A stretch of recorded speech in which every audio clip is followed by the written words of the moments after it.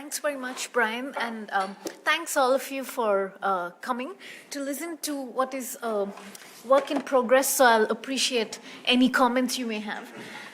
So just to introduce this project, the project is called Corporations, Technology and the Law, and this is because I was thinking of calling it corporate law and technology, but I called it corporations, technology, and the law because, and you'll see this in the chapter I'll talk about today, sometimes you need to look at things like privacy, cybersecurity, because they become really relevant for corporate governance in the current day and age. So it may go a little beyond corporate law, but I don't get into the substantive, not too much of the substantive issues of these other laws. Okay, so with that preface, let me dive right in with the key argument of this chapter, that, which is corporate governance and technology. I still need a good title for the chapter. But the key argument here is in the current situation where different types of technology, and I don't just mean high-end technology like AI or blockchain, but even something at the lower end of the spectrum like Zoom or Teams that allows for online meetings, social media, any sort of technology comes under the radar for this argument. So in the current sort of scenario where technology is changing the way corporations do business and function, corporate governance should include a key element called, this is my term, called digital governance. Now the term digital governance is used in other contexts. So if you see trade agreements, you'll have clauses on digital governance. So this is sort of a different context in which I'm using the same term, but I use it as a subset of corporate governance. I say that within key areas of corporate governance, every vertical should have a digital governance aspect to it. Now, what do I mean by digital governance? This is quite broad, and I'll flesh it out as I go in my talk today. I should really keep a watch on the time. Thank you. So to flesh out what I mean by digital governance, I divide that into 3 layers. And if you imagine a pyramid, at the pointy end of the pyramid that's right at the top, you can think of AI-driven corporations. So basically no humans at the helm. You have AI completely running the show. And I put it right at the top, like the tip of the iceberg, because I don't see this as an issue today, but I address it anyway because much smarter academics have taken it seriously and written about it, so I shouldn't ignore it, I address it. But I address it very little, so I leave a small, like I said, the pointy end of the pyramid is AI-driven companies. And then the next layer, a little broader, is AI assisting corporate governance. So in core corporate governance, you use AI to help. That I think is more feasible today, and I talk more about that. And the third layer, which is the broadest, biggest layer, and I think every company should deal with this, is basically everything else in digital governance. So this could include AI in corporate operations, not necessarily in corporate governance, or it could simply include other types of technology, like how companies are responding to new issues through that come up because of social media, or holding on to customer data, so data security issues, cyber security issues. It could even be security issues in terms of holding online meetings. Are they giving enough opportunity for shareholders to make themselves heard in meetings, these sort of things. And I think this third layer is really important for every company. And in terms of my proposal for digital governance, I say every company should be thinking of this, but I'm not really proposing a sort of legislative intervention type solution at this point. If anything, when I come to that part of my paper in the end, I'll talk about more light touch sort of intervention. I think you would have seen, if you saw the abstract, that I also talk a little bit about possibly saying that you need tech expertise on the board. I'll temper that down as I explain possible solutions to this in legislative intervention terms. But I do think from a firm specific perspective, it's important for company boards to have a think about what expertise is required, whether they get themselves trained or hire directors that have the training is up to them. Okay, so that's my argument in brief. Now, let me start talking about that pointy end of the pyramid, right? The self-driven companies or AI-driven companies. Now, surveying what's going on in terms of AI use in corporate governance, this doesn't exist right now. And in terms of what I personally think, I don't think this is possible that we reach a point where all corporate governance is carried on by AI, simply because I think corporate governance involves a lot more than decisions made based on data, right? Sometimes it involves complex negotiation with different stakeholders, and you need to make real-time decisions, factor in, and this is something the previous chapter, this is chapter 2 of the book. So chapter 1 talks about how geopolitical risks, all of these have become sort of important, and you need humans at the helm to assess these sort of moving pieces.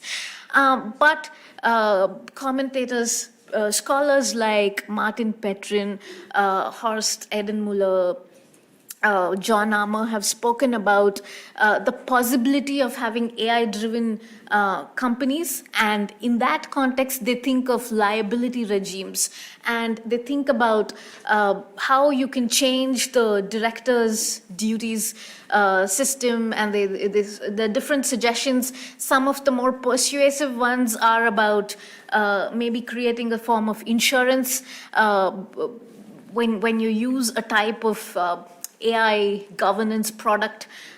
You either make the provider of that product liable, or you figure out a complex insurance system. I surveyed all of these sort of possible solutions, and my main sort of hesitation with this, and I'll be glad to hear thoughts about this point, because I'm still thinking about it. But my main hesitation here is, I think corporate governance and the role of directors involves some element of morality, even though we don't articulate it that way in statutory provisions. But the way in which a lot of case law decisions, at least in Delaware, in the US, there's a lot of words in different judgments that sort of bring up moral elements to what was expected from directors. And maybe just because the underlying root of fiduciary duties has moral expectations, there is a bit of difficulty. And I think in the limited survey of ethics and AI type research I've looked at, they haven't quite figured out how to code ethical decision making into AI. So I'll leave that part of the pyramid I described at that, and move to the second part, which is AI assisting boards. Here I think we have a little more purchase, because I look at the current sort of expectations from boards and where they're falling short and how we can help. Here I draw from some of my research earlier on in the context of diversity. I had looked at if you make, so I was thinking about bringing diverse perspectives to the board in the context of how you can actually get people with diverse perspectives to voice those perspectives on the board, because there is this concept called groupthink, where people who belong to a group, especially a high esteem group, start to slowly agree with each other. If one member doesn't agree, they try and make themselves sort of agree with everyone else, because boards make decisions through consensus. So there are concerns about, even if you have independent directors on the board, sometimes they don't push or question management enough on issues. So I had talked about how possibly having an AI decision maker as part of the group can help push back on groupthink. And let me explain. I draw from how cancer specialists, oncologists I don't know how this works in other hospitals, but I looked specifically at one hospital in India where IBM Watson's oncology product was used. So basically, before this AI product came in, the doctors used to get around the table, around 10 of them. Each had their own sort of course of treatment to suggest for the patient, and then they deliberated and came to a consensual decision. This was for very complex cases. Now, when they've included IBM Watson, they just use it as one other suggestion on the table. And there are instances that come out through interviews. I didn't conduct them, but interviews that I've studied, where they look at how everyone's recommending radiation, but the AI decision is to recommend chemotherapy. So then they look at this IBM Watson product actually gives you references of what medical studies it's drawing from. So they look at the references and then they make decisions based on that. So in terms of, and this is just an example, in terms of how we can incorporate AI in board decision making, but there's also newer research on where AI and humans work together. In recent days, you've had humans susceptible to deferring to the AI decision, so they seldom verify too much. So saying that actually they're working well with each other is not enough. You need to you need to make sure, and this is where the expertise issue comes in, right? You need to make sure you know what the decision is based on, how it's coming, so question the data. So when you think of all this, you wonder if the incorporation of AI in board decision making is adding more costs. So this is why I leave it to I think it's a firm-specific decision that boards have to decide if they should actually use AI for decision-making, and if yes, how best can they use it, how can they deal with the costs. And all of what I'm saying in terms of how you can use AI for board decision making is sort of really emphasizing the monitoring role of the board. So if I draw on this a little more and think about AI used to implement strategy. So management using AI to maybe pick up red flags from different departments, so non-compliance, risk management, those sort of things. It would become important for boards in order to properly monitor management on these issues, to have enough expertise to ask questions like, where is this AI system coming from? Whose data have we trained the AI system on? And how well is this human team working with the AI team? So these are the sort of issues I pick up on, and this is most of the content on the AI-assisted boards part of the chapter, but I also have a little on other roles of the board. So particularly in organizational studies, you think of the board members bringing access to different types of networks and information. And I think there's this idea that if you have third-party companies giving AI products for corporate governance, and the same product is being used by different companies, then you sort of get the information from different companies. I'm not sure this is how it will work, because I think once you buy the product, you want to keep it contained within the firm. You don't want your information to keep going out to everyone else. It's like if you've used ChatGPT, if you put in your essay and ask it to edit it, that essay is usable by others. So you don't want something like that, right? You want it bounded. So I don't know how much it'll help with the resource provision aspect of the role of the board. So maybe I should quickly move to the broader digital governance aspect. So here I talk about, so quickly, I think if you're using AI for smaller things like recruitment, even at the basic level, like you use an AI product to screen a large number of applications you get initially, and then humans take over. But even on these matters, I think there are risks involved. The EU AI Act, New York City has a AI audit requirement when AI is used for recruitment. So these sort of little laws cropping up across jurisdictions are important to keep track of. But I also say in the context of AI, but also in the context of privacy issues, which is very different in different countries in terms of how you can bring a case for breach of privacy, and cybersecurity issues. I think companies operating in multiple jurisdictions should be tracking these developments, but also I draw from an old paper of John Armour's where he talks about forward compliance, where directors should anticipate regulation and try to comply even when there's no regulation in place.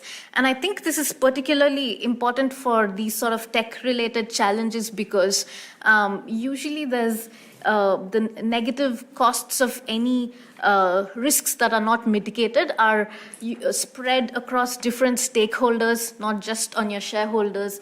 And it could result in large class actions, a lot of negative publicity. So you want to try and address these risks as you go. And I mentioned things like social media. And on social media, in this chapter, I'll just say that companies have started to respond to a lot of social media conversations by different people. It could be shareholders, but it's mostly customers, sometimes employees speaking anonymously.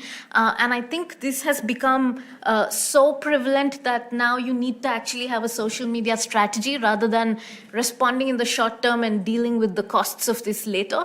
So there's a little bit of the getting on the back of some ideological wave and the risks associated with that overturning, with that ideological wave turning and costs faced by companies should all be sort of factored in on the board. And here, it's not just tech expertise, but other sorts of sensitivities that are important. And I say that you also need to think of age diversity on the board because it's usually post-millennials, so Gen Z that's interacting with companies on social media, and most boards don't know how to deal with this or how to strategize about this. So management is going berserk without being monitored, like you saw with Elon Musk tweeting funding secured, but there's been many other tweets after that. And there's Ryanair's TikTok activity. If you haven't seen it, go check it out. So these sorts of things become something that the board might need to monitor as well. In my last few minutes, I'll move to talking about my legal legislative or light legislative proposal. In everything I've said so far, you might imagine that I'm calling for more tech expertise on the board, maybe even top management team. I'm calling for age diversity on the board. But I want to be very careful about this actually coming through even in soft law, because, and this brings it out very nicely, there's a proposal in the US, an SEC proposal on cybersecurity. The proposal was just to require companies to make certain disclosures about how they're addressing cybersecurity risks ex ante, and also how they're dealing with an incident ex post, right? And one of the things, this provision has now been deleted even from the proposal, but one of the provisions they say said that you should also disclose what cyber expertise you have on the board.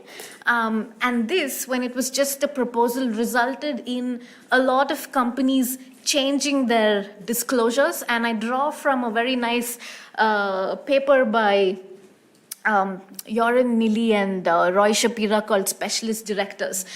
So they actually talk about this as a bigger trend, specialist directors in ESG, climate change, and cyber and tech, but I'm looking at it only with the tech focus. But the concern, I think, is valid, particularly for tech. And what they identified, they've actually looked at disclosures, and they identified some problems with this sort of pressure to have tech expertise on the board. And some of these problems, I think, are when people are looking for this, you tend to focus on how you're disclosing it and not on how you're actually using that expertise.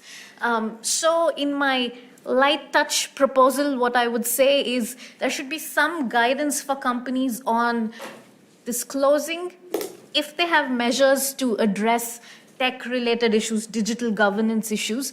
Disclose not just, I know that disclosures are considered to be meant for shareholders, but currently there's been a lot of interest, particularly in these sort of tech companies, for everyone, non-governmental groups, but also I mentioned the Gen Zs, right? Everyone wants to know about what companies are doing on these issues. So I say disclosure in accessible form, plain language, just how they're addressing tech-related risks. And guidance to this should specifically warn against focusing too much on board composition, but more on what you're actually doing down the chain. So maybe that brings me to time. Oh, you got a little bit more time. I got a little bit more. So how can I use the extra time? So in these sort of legislative, it's not quite a legislative proposal, but I don't make it very jurisdiction specific. I talk about, I give the example of UK corporate governance code, but I also sort of say, even when you have, and again, I draw from diversity because that was my previous area of research, even when you have something like a soft law or a target, it becomes perceived as almost a hard quota, because if you sort of recommend 30% women, then everybody wants at least 30% women on the board. They see that they're doing something wrong if they don't have it. And in the race to meet this target, you might sort of, in diversity, we call them golden skirts, hiring the same women across boards. And in tech, Yoran Nili and Roy Shapira identified that they got the same people for tech expertise across different boards, which means that they don't have enough time and energy to contribute on each board. And also another, maybe since I have a minute more, another thing they identify is if you have an expert on the board on a certain topic, again, I spoke of deference to AI decisions, but think of the same concept, deference to an expert, right? Why apply my mind and ask questions when the expert has okayed it? So these are the sort of behavioral challenges we need to warn against if we bring any sort of legislative proposal, even if it's soft law. So I'll stop there and I'll welcome questions and comments.